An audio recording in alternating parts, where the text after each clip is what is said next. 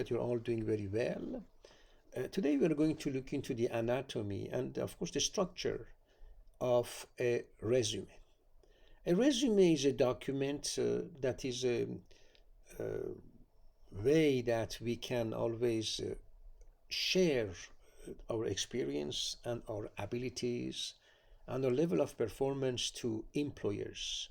We may also use a resume for different types of applications. It may be for a loan, it may be for a license, it may be for, I would say, any activity where we need to talk about our background, about our education, about our experience level, about our performance as well. So of course, when we talk about a resume, if you would like to apply for jobs that are, or even for any, I would say, more important, I would say, projects such as loans or such as, for example, establishing a corporation or having some type of licensing applications from different ministries, here we are going to look into writing a CV. But for the sake of today's presentation, we are going to look into the structure of a resume. So when we are going to apply for a job, don't forget that we need to focus on the job description. So each job description will have a specific cover letter that we see now, as well as a specific resume. So it's not just, of course, I'm not saying that you have to write the resume, rewrite your resume, but I'm talking about the fact that we have to make sure that our resume is written based on a specific job description.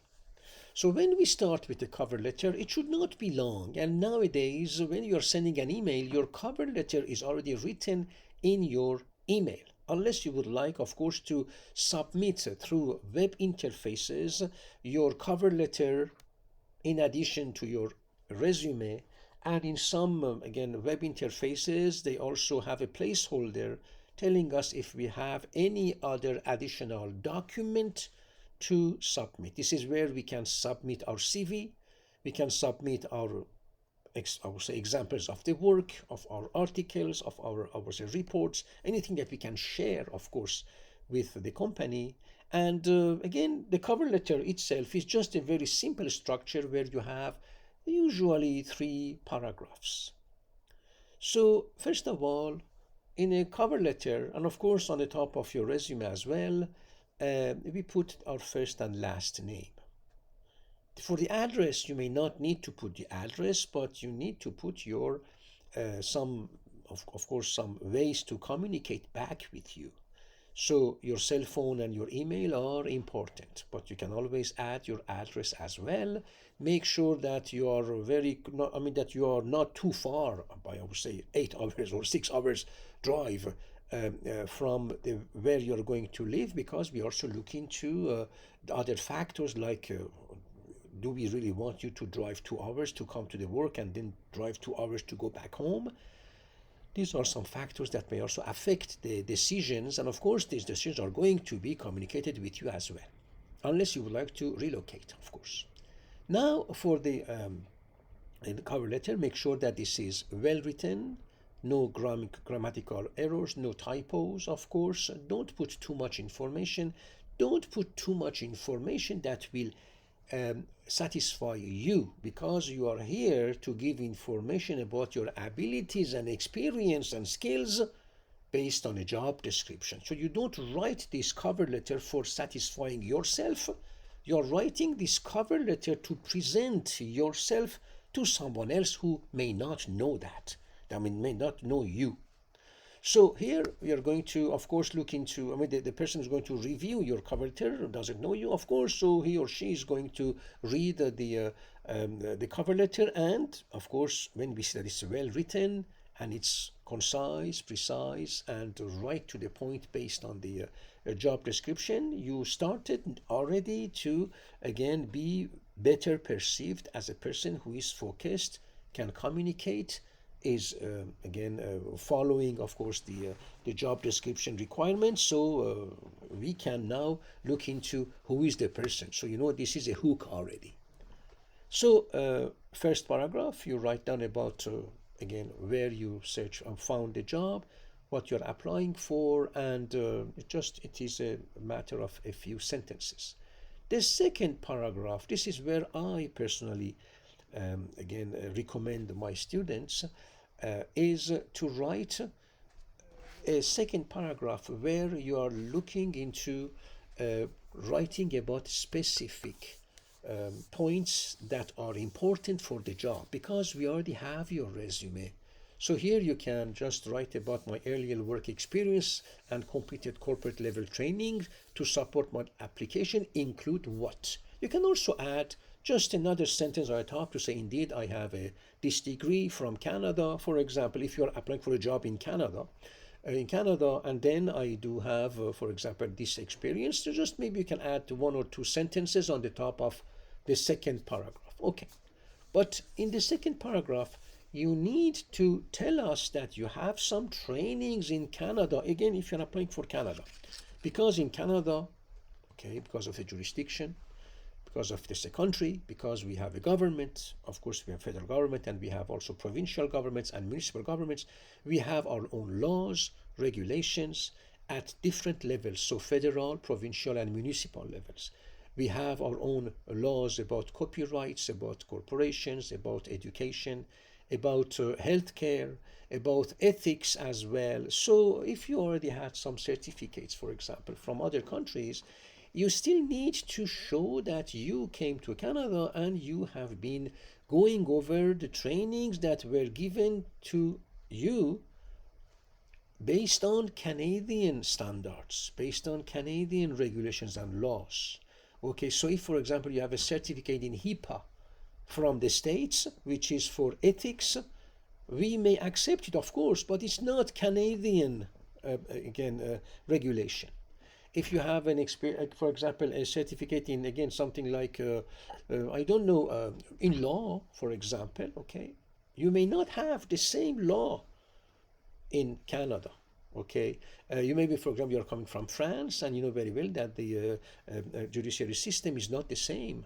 So you will need still go over some education. Now, some educations are in college or universities. You can also have bridging programs as well. But the main thing is very important is corporate level certificates. These are certificates that are specific to specific skills in a job, and these are all of the professionals when they finish a degree or a college or in university, and when they go to the job, they only take, of course they can always I would say work on another bachelor's degree or master's degree at the same time that they're working, but usually professionals, they take corporate level certificates, and one or two every year. And what I'm recommending to always my students is to get those corporate level certificates even before applying for their first job in Canada, because it shows that not only they completed their training, academic training in Canada, and at the same time they also looked into getting more industry specific trainings that we always offer, because when you go to a company, they offer you those corporate level certificates as well. You're going to have you have been trained on SOPs, on different standards as well, but you don't go to the college or university for that. The corporation is going to again ask different institutions to come or to offer those trainings online as well, and employees are going to be trained on specific I would say content. Okay, so now let's go over some examples, some bullet points. Okay, here we can look into biotech graduate with 3 years of research experience in the pharmaceutical industry. Perfect. You can also write down if this is again in Canada or elsewhere, but this is experience that is important. Then you can also write down that you demonstrated understanding of development of drugs, of regulations, of research, of analysis, of, I would say, writing. It can be, again, different assignments that you wrote, or maybe you did work on different projects. You add them here. Don't forget to put numbers as well.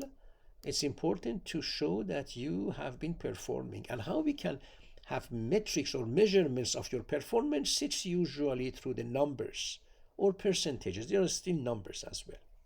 Now you can add, for example, another bullet point again for you, showing that you do meet the requirements of the job based on the job description, is to say, okay, you have knowledge of preparing 5 SOPs, standard operating procedures, and 1 protocol, for example, for a clinical study. Now, it can be a protocol for a survey, it can be for research, can be, again, a clinical study with some interventions. It may be any type of, I would say, experience where you're writing down the numbers, and this is relevant to the job. Then you can talk about practical experience in preparation of survey packages, for example, for research involving humans in Canada. You can also talk about completed Canadian corporate level certificates in which college, for example, Crown College of Canada. Again, and this is again in Canada, because you need to learn about Canadian what is that, regulations, rules, procedures as well.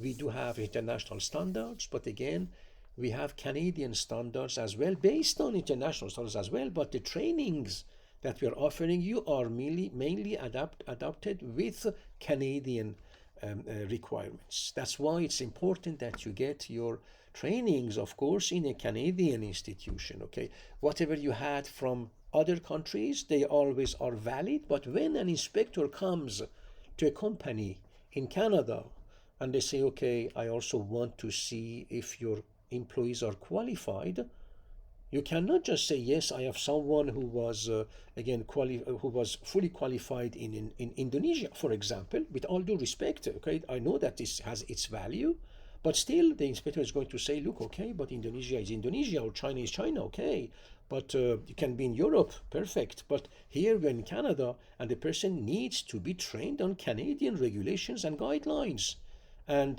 procedures as well, and standards as well, okay? So this is why when you are going to again apply for a job, make sure that you do have several corporate training certificates that are done from a Canadian institution, like project management that you can also get from Crown College of Canada. This one as well, or you can have, of course, certificates on Government of Canada project management from Crown College of Canada as well. Then you're going to add, of course, your communication skills.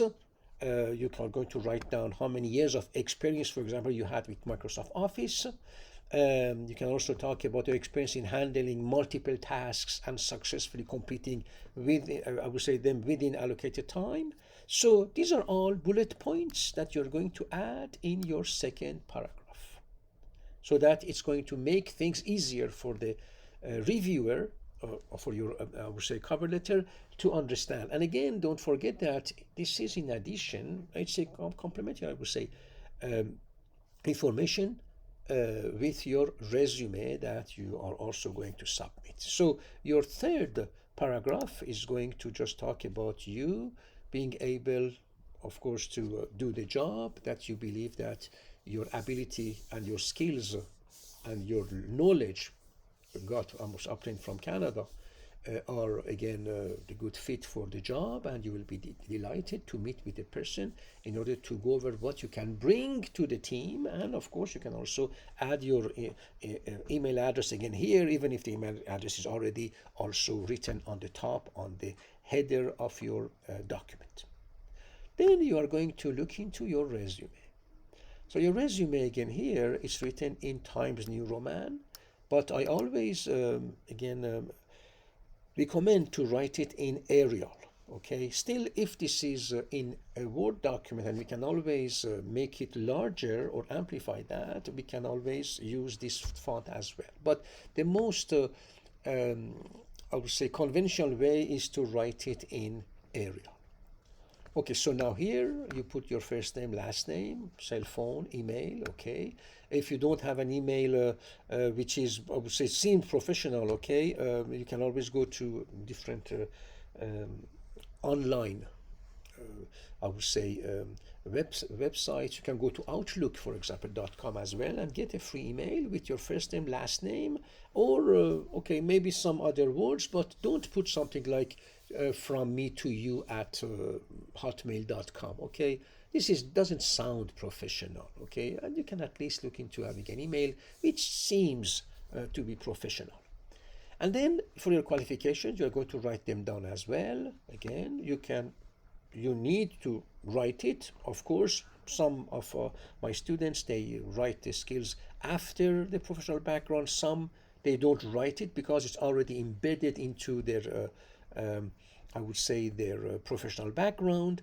And by doing this, they save this space, which is with the information which is already embedded into the next spaces. So I leave it to you as well. But we always start with a professional background because we want to know what you have done. And if you have been working in any place, anywhere, it's okay, as long as you have been working in the country in which you are applying for. So here is Canada. You have been exposed to inspections, to trainings, to employee trainings, to again different responsibilities, to team work, to some workshops as well. You also had again your training certificates in corporate level certificates from again Canadian institutions as well. So this is what we want you to add here. So first of all, if you had, for example, working in, I don't know, in any place, even irrelevant to the job, it's okay. Write it down, but write down that you have been exposed to teamwork, time management. You have been showing integrity. You have been working with how many people. You have been working on how many projects. And it shows here your transferable skills. So you always have skills that you can talk about. And we don't always look into your job title. We look into what you have been doing as well. Because job titles are not always, they may sometimes, but they're not always giving us enough information about what you have been doing. So you can also have internships. Here, for example, you have Quant Medical Research and Pharmaceutical Science of College of Canada that is also offering some internships. You also have different. These are online internships, and they are a fee associated with this. But you can also look into internships in other places where you're going to work. They may pay you or not, okay, and it's going to add into your experience. And again, since we're in Canada, adding into your Canadian experience, and which is always a professional background as well. And here you're going to put in bullet points what you have been doing with numbers, so that you know that yes, again, the person has experience with that. Then you may also look into other jobs that you did. So as a research fellow, for example, you've been working in GLP, okay, in anything related to the job description. And then you have been a team lead, you have been in different companies, and don't forget all of these dates, okay? They must be all aligned, and we have to be able to look into, okay, what you have been doing from when to when, and then what was exactly what were your achievements or your job responsibilities. Put numbers, like here, numbers, so that we can also look into your performance. If not, if you just say that I was perfect here, I was perfect there, okay, so how I can really judge you, how I can judge your performance? I cannot. And if you don't put enough information, I cannot neither evaluate properly, professionally, your abilities in order to, again, choose you, hopefully, for a specific job for which you are applying for. And then you're going to, of course, talk about the professional certifications and internships as well. And here you're going to write down if you had an internship or co-op. You talk about the Tri-Council policy statement. Here you also write down from which website, which is again the ethics, again, training offered by the Government of Canada. Then you can also look into corporate level certificate in project management, for example, from Crown College of Canada, which is again here, the website. You can also look into certificates in good manufacturing practice, ISO, again, AI, artificial intelligence, survey, I would say, preparation of surveys, writing protocols. Anyways, anything that will help you to show that you do have specific and corporate level training on a specific and very, I would say, up-to-date knowledge of, again, a task. And this is very important that you have this section in your resume. And then you do have academic background. This is where you're going to write down, okay, for example, here, this Conestoga College, it could be Humber College, it could be Seneca College, it could be again, Northeastern University, U of T, any of these different candidates, but this is Canada. Okay, so make sure that you also have your academic background, which is down here.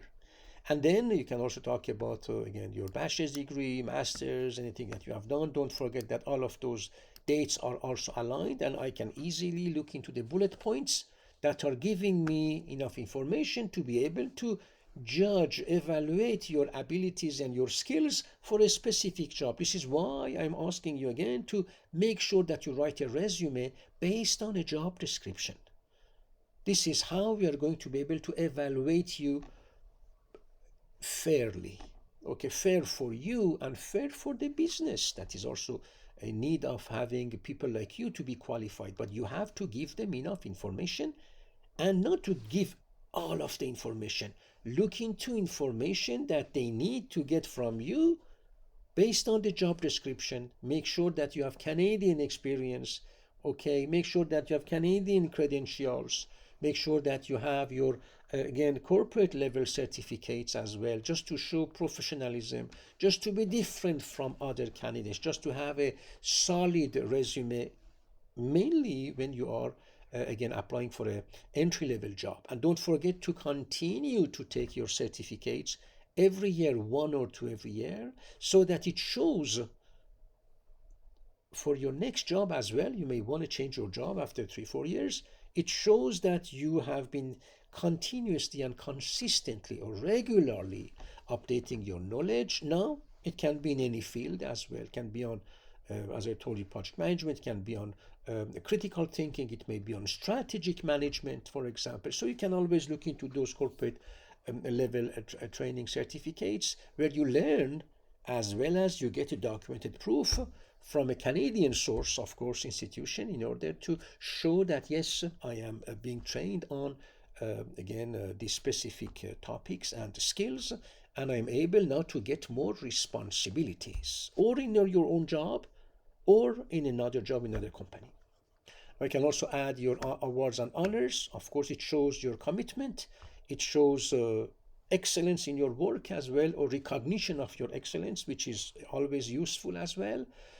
You can also add extracurricular activities. So here you're going to write down about what you are doing. Again, it gives us some information about the fact that you are not a workaholic person. Okay, you are a normal person, and you are working, you are training yourself, you are I would say enjoying working in a team, enjoying to again work on your own performance, enjoying on delivering, and of course you also have in addition extracurricular activities as well.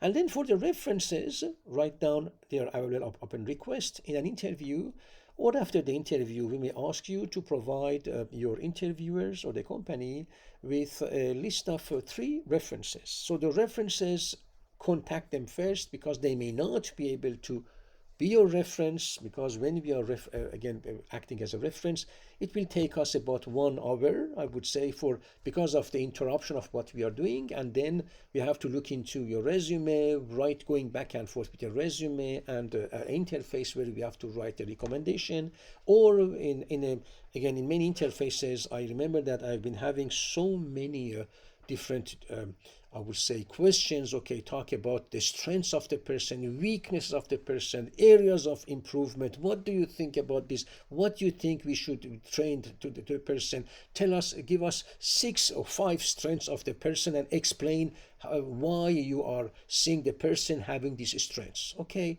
look, maybe for the HR is perfect, but for the reference, it takes 2 hours of the time. So it's okay. I'm not talking here that again that it shouldn't be done. But what I'm telling you is that make sure that your references, they have time to do the job, because it's not a matter of 5 minutes to go somewhere and check 4 boxes and say, okay, you are perfect. That's it. So have your references as well, from mainly from your jobs. Okay, from university or college, it may work, but not always, because you must have experience with, or working experience with your references. But sometimes, of course, if you have been only in a college or university, you can always use ask your professors to I would say write those recommendations for you or to be your reference. But again, check with them first so that you know that they are available. Okay, so I hope that you enjoyed again this presentation of the cover letter and of the resume. Okay, don't forget that write your resume based on the job description. Now, where you can find job description in any again website like eluta.ca, indeed.ca. Don't forget that you also need to go to different websites like Government of Canada, so jobs.gc.ca. You can also look into jobs again for the municipal governments. You can also look into jobs for provincial governments. So those websites, they are called public services followed by the name of the province. For example, for Ontario in Canada, it's Public Services Ontario. In British Columbia is Public Services British Columbia. When you go to the sites, you will be able to access the database of the government, which is federal. For Ottawa, if this is jobs.gc.ca, or this is provincial, where you're going to have different provincial governments, and they all have public services, and those jobs are not posted on eluta.ca, indeed.ca, or Glassdoor, etc. So you have to go to two different places, I would say several different places, and to search for jobs using the keywords related to your skills. And then you're going to look at the job description, you're going to update your resume, cover letter as well, and you're going to send your resume and your cover letter through the interface. Sometimes it's by email, sometimes this is on internet, it's web interfaces. You are going to send that. So now you may say, how long does it take for getting an answer? Usually, based on my own experience with again so many hundreds of students they have every term, every semester, I see that for usually I would say 30 to 40 job applications, you may get one interview.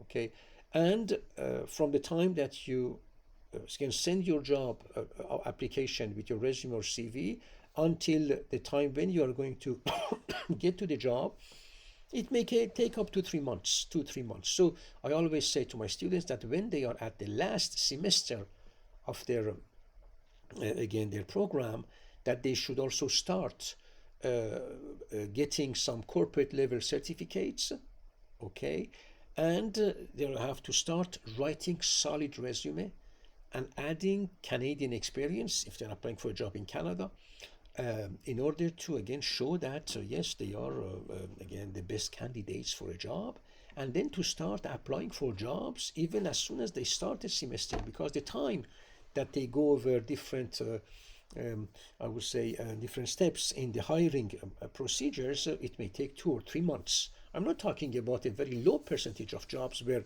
we post a job, we want someone right, in the next 2 weeks. These things happens as well.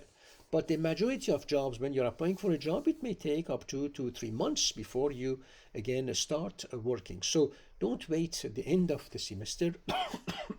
Work on your resume, get your training certificates, get your corporate training certificates, okay, and update your resume and start applying for jobs 5 per day, and keep track of again an Excel spreadsheet which job you're applying for, when you applied, which email, which resume version you used, what was the job description. Keep track of everything, because in a 2 months or 1 month, when an HR is contacting you from a company, you should know which resume you sent for which job as well. Okay, so thank you so very much again for your attendance. I hope that you enjoyed today's presentation. I wish you all a very good day. Thank you.